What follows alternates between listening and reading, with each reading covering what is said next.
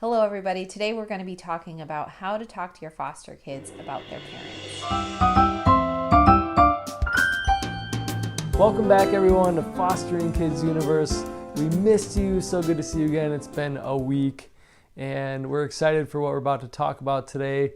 Before we get started, just want to remind you to please subscribe and find us on Facebook under Fostering Kids Universe. It helps us out a lot to see what you guys are interested in, and we love when you comment and ask us questions for future episodes. And also, we had a pretty major update this week. We kind of knew it was coming. We can't talk about it now, but in a couple months we can kind of break it down of what's going on. So please follow along if you haven't already. Thank you so much if you have. If you want to get to the topic really quickly, fast forward to here.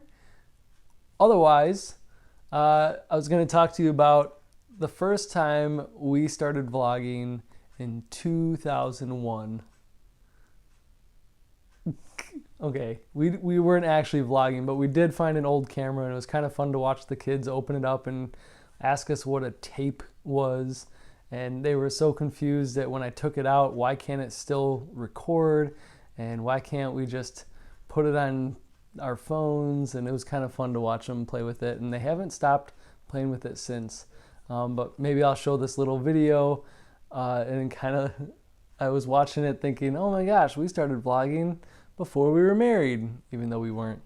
But it was kind of fun to watch with the kids.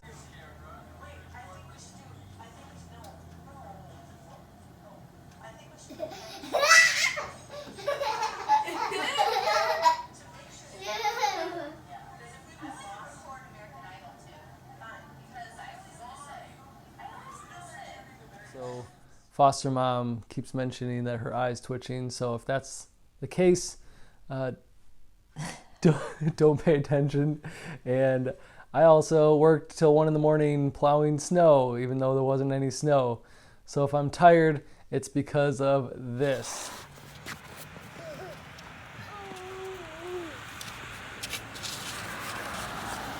But that's okay, because we're excited to be back and to talk about this topic. It's pretty important to us on a daily basis to make sure that we try as hard as we can to encourage and say good things about the bio parents. Really quickly, before we start, I'm saying this in a point of view because when we were getting into the foster care stuff, I had no idea what all these terms were. So if you're watching this and you have no idea, we might mention the word bio parents, and it's a simple term of biological parents, meaning they birthed them. Bio parents or bio grandparents, that's just the actual family members.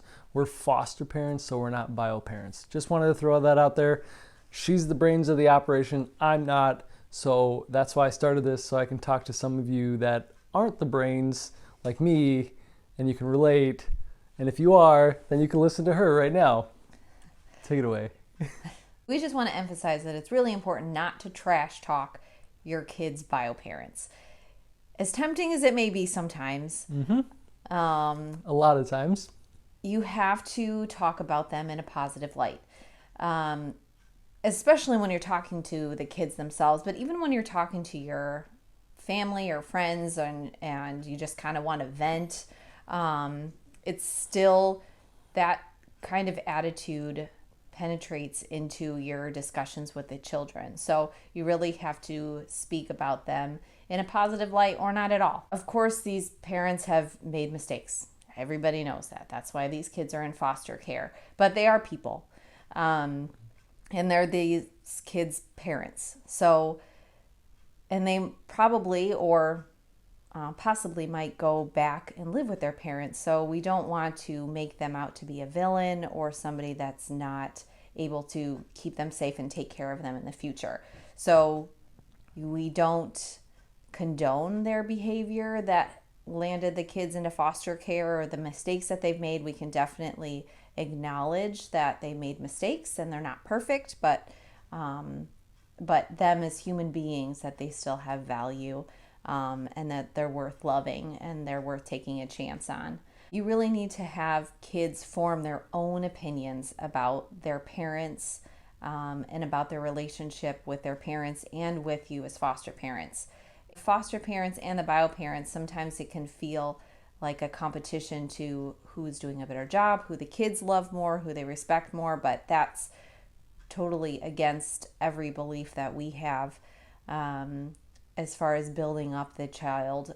The child should not have to be forced to make a choice.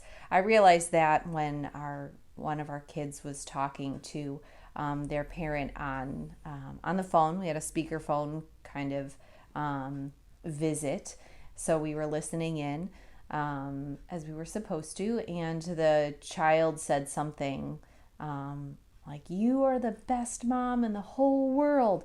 And then she looked at me and in a little bit of shock, like, "Oh no, I can't believe I just said that in front of her." And so later I took her aside and I had to make sure that she knew that it was completely okay that she loves her mom. And I said, "You can love your mom. You can also love me. You can love your mom the most. You can love us equally. You can do whatever you need to do. You do not need to choose. You don't have to love one more. You don't have to hide the fact that you love your mom. That is okay and it's good."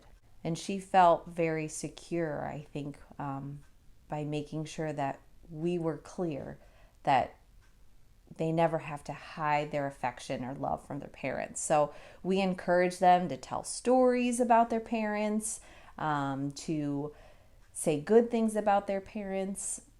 We would do simple things, like we would look at a picture of her mom and I say, "Oh, she's so pretty, just like you." And I think it was just kind of an affirmation of like, oh, besides all the other junk that's going on, let's focus on what we do know, that she's pretty just like her daughter. And I think just that kind of set the precedent. And if the kids bring up something hard like, "Why did my parents do this or that, or why am I in this place?" Just bringing up, that you're in a safe place here and your parents made some choices, and, not saying it in a bad way, but just kind of saying they have consequences and they're dealing with that. But for right now, you're here and we're going to keep you safe and love you.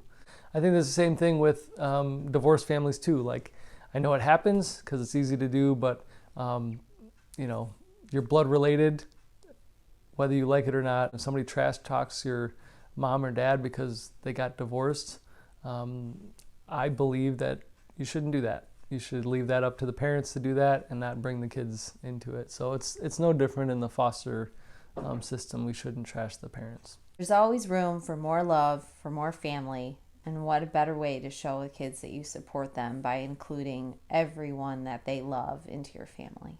Thanks for watching, guys. We appreciate you following along with us. Please comment if you have any more questions about this subject or any other subjects. And take care. Have a great week.